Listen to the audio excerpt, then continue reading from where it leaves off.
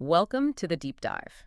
Now, for many of you listening, especially if you're studying number theory, the OEIS, the Online Encyclopedia of Integer Sequences, is, well, it's indispensable, isn't it? Absolutely, a treasure trove. And we're continuing our journey through it today. We're zoning in on one particular sequence, A000220. Yes, A000020.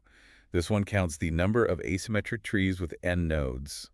Sometimes they're also called identity trees. Asymmetric identity Yeah. trees. Okay. So our mission for this deep dive then is to really get a feel for this sequence. What exactly is an asymmetric tree and, why should number theory students pay attention to it? Good question. So the core idea here is about symmetry, or rather the lack of it. Right. An asymmetric tree is one where there are no non-trivial ways to map it onto itself, no symmetries. Okay, map it onto itself. What does that mean in practical terms if you're visualizing it? Imagine you have the tree structure drawn out. If you can flip it or rotate a part of it or swap some identical-looking branches around and it still looks exactly the same as before, well, that tree has symmetry. Gotcha.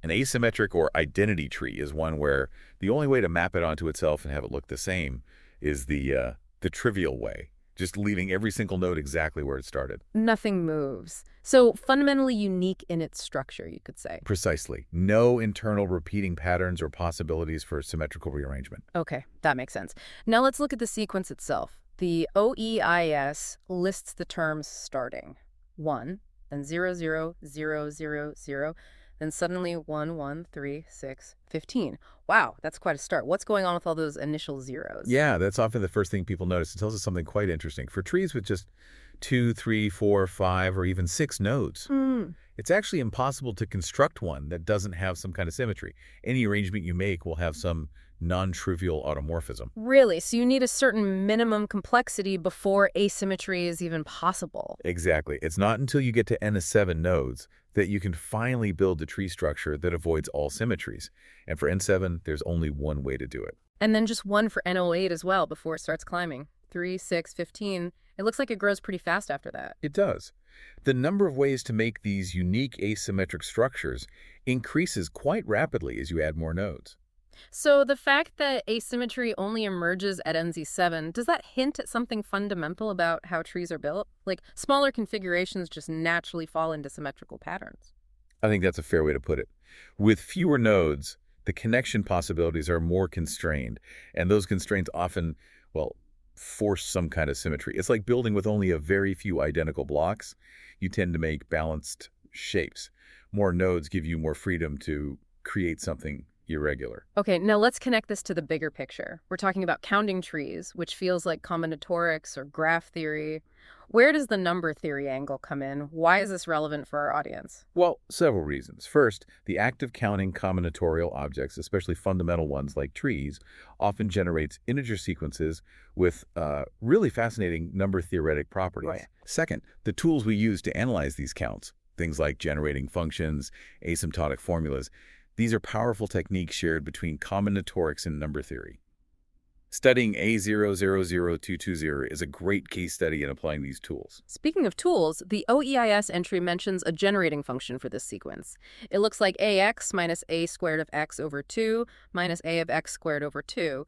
Here, ax is the generating function for rooted trees. Sequence A004111. That seems dense. It does look a bit technical, but the idea behind it is actually quite elegant. Think of AX as like a catalog holding the counts for all rooted trees. Okay. The formula then systematically subtracts the parts that correspond to symmetrical trees. The a squared term, a by 2, that deals with symmetries where a tree might be composed of 2 identical subtrees branching off the root. Ah, like mirror images attached. Sort of, yeah. And the a by 2 term handles cases involving a different kind of internal symmetry. By subtracting these symmetry contributions from the total count of rooted trees, what's left is the generating function purely for the asymmetric ones. So it's like refining the count by filtering out the symmetrical cases using this generating function algebra. Exactly. It's a very powerful concept in enumeration. And then there's an asymptotic formula mentioned. An is approximately c times d to the power of n divided by n to the power of 52, where d is about 2.5175 and c is around 0.3. What does that tell us? So calculating the exact number gets incredibly hard for large n. The asymptotic formula gives you a really good approximation of how many asymmetric trees there are when n is big. And what does the form tell us? That d to the n looks exponential. It tells us the growth is roughly exponential, that dn term dominates. So the number shoots up very fast. But it's slightly tempered, slightly slowed down by that n52 factor in the denominator. It's not pure exponential growth, but something closely related. So it gives us a handle on the long-term behavior, the growth rate. Precisely. Yeah. Essential for understanding the scale of these combinatorial quantities. The OEIS entry also includes little code snippets for Maple and Mathematica. Why is that useful to see alongside the math? It underscores that this isn't just theoretical. These sequences can be computed. It shows you how, algorithmically, you could generate these numbers yourself. It lets students or researchers verify the sequence, explore it computationally, maybe look for patterns. It bridges theory and practice. Makes sense. Now, the cross-refs section in OEIS is always interesting. It links A00000005, which is the number of all free trees, and A00000055, which is the number of all free trees, and A00000081, the number of rooted trees. How do these links help? They place A00000220 in context. Seeing it linked to the counts of all trees, or all rooted trees, helps you understand that counting asymmetric trees are asymmetric. Exactly. You can compare growth rates, see how the properties differ. And the link to A000411 rooted trees is obviously key because its generating function is used directly to find the one for A000220, as we just discussed. Exploring these cross-references gives you a much richer map of the territory. And finally, the references section points to some heavy hitters: Bergeron, Lebel, LaRue's book, Harary's graph theory, Harary and Palmer's graphical enumeration. What's the value of digging into those? Those are foundational texts. If you really want to understand the mathematical machinery behind counting trees, graph automorphisms, generating functions, asymptotic methods, the theory that underpins sequences like A000220, those are the places to go. They provide the rigorous definitions, theorems, and techniques. So the deep dive behind the deep dive, essentially. You could say that, yes. They also mention specific resources like Alois Heinz's table with more terms, which is great for numerical exploration, and E. Friedman's illustrations, which can help visualize these structures. There's even a reference to a paper on algorithms for counting trees, highlighting the computational aspect again. Okay, so let's try to wrap this up.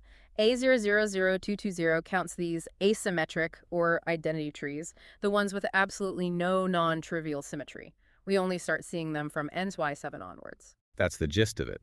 Their enumeration connects combinatorics, graph theory, and number theory through the sequence properties and the methods used to study them, like generating functions and asymptotics. It's a really neat intersection. Okay, here's a final thought for you listening. We've talked about mathematical symmetry, or the lack thereof, but where else might this idea of fundamental uniqueness, of irreducible asymmetry, be important? That's a fascinating question to ponder. Could it relate to designing efficient, non-redundant networks? Or maybe even in chemistry, thinking about chiral molecules, molecules that aren't superimposable on their mirror image, a kind of asymmetry. Does counting these unique structures mathematically give us insights there? It certainly makes you think about how these abstract mathematical concepts might echo in very different domains. The lack of symmetry often implies unique properties. Definitely something to mull over. As always, check out the OEIS entry for A000002. Follow the links, explore the references. It's your getaway to digging deeper. Thank you for joining us on this deep dive.